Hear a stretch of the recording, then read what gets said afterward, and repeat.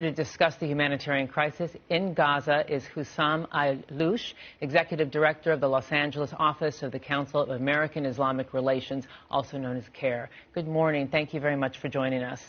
Good morning, Giselle, and good morning to your viewers. Thank you so much. So Antony Blinken made an impassioned speech this morning with Benjamin Netanyahu, making very clear the distinction between Hamas and the Palestinian people. How important is that distinction to you? Well, the distinction is very important, but historically speaking, this has been empty words because we, as Americans, have been at the main fault in terms of supporting, fueling, funding, excusing, justifying a 75-year-old occupation with an apartheid system. And we just go and give empty words to the Palestinian people. We talk about a peace process that the Palestinians have not seen any part of that. So I don't know how it will be received. It makes us feel good that at least we're not guilty as we see Israel bombarding and eliminating complete neighborhoods with civilians, women, children in Gaza in a very much a collective punishment tactic. So words don't mean much. I think the Palestinian people have been waiting, and I think are waiting now for actions. Right now, there's a humanitarian crisis. As a result, the civilians, the Palestinians in Gaza, as you say, are taking the big brunt. What concerns you most about the humanitarian crisis? There's no electricity. It's being cut off. Water is being cut off. Israel says, the IDF says, until the hostages are released. Well, I think for me, the most shocking thing is how shocked people in America today are, as if this has just happened on Saturday. The tragedy didn't start on Saturday with an attack that unfortunately also hurt many civilians, even in Israel. But the tragedy has been going on for so long. And what concerns me the most is the level of dehumanization of Palestinians that I've never seen before at this level, where even a genocide now, even the killing of children is being cheered, justified, even our own president. Giving Israel, currently run by a fascist government, according to everybody who has commented on Israel until about a week ago, giving them a green light to go ahead and continue with an ongoing process of treating the people of Gaza as animals, as the Israeli defense minister described the people of Gaza, animals. 2 million people, a majority of them are children, have nothing to do with Hamas, with PLO, with anything, children. Caged in the most densely populated area in the world today, placed as prisoners, hostages, for the last 17 years as caged people, and the last 60 years plus since the occupation of Gaza. This is inhumane, this is unacceptable, and unfortunately it's happening with our taxpayers' money. This does not help peace. This does not help the Israelis. It does not help the Palestinians for sure. Something needs to happen to change.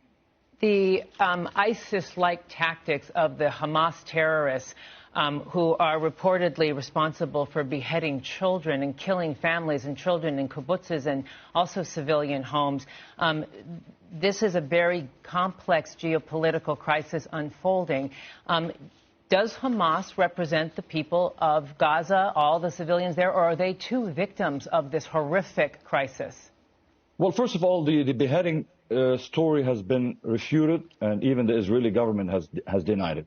It is part of the propaganda of the war that happens on both sides, unfortunately.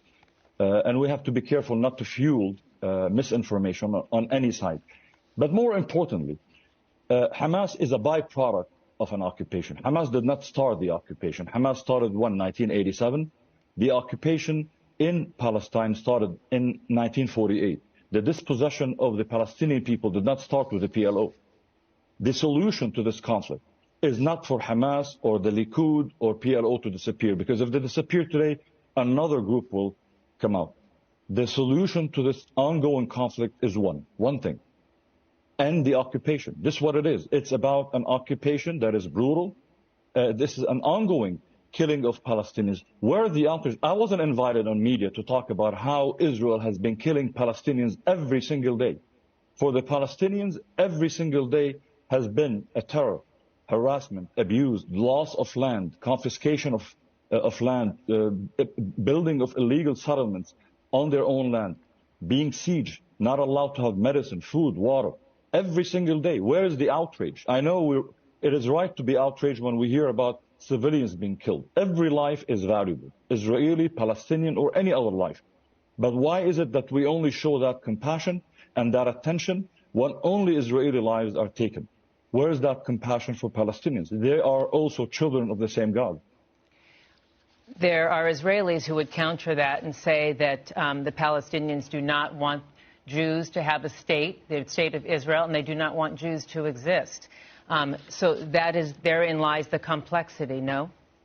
Well, the truth is there are Jews who don't want to see a single Palestinian. They say that clearly. There's no hidden. There are extremist Jews and there are extremist Palestinians, but they should not be the one defining how we move forward.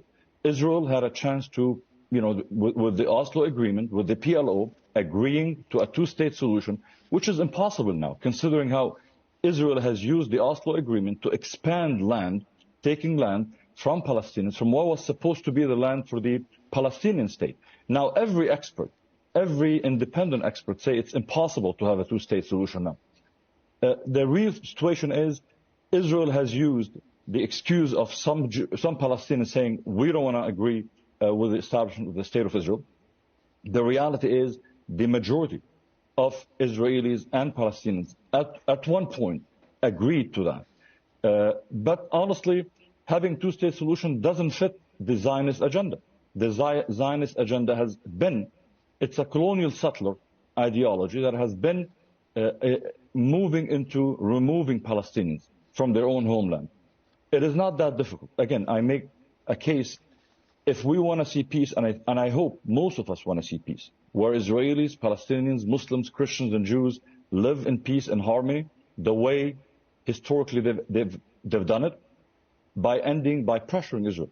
Us giving Israel the green light to exterminate Palestinians, sending Israel military aid to be used again. The Palestinians don't have tanks, they don't have airplanes, they don't have fighter jets, they don't have helicopters, they don't have even a state to defend them.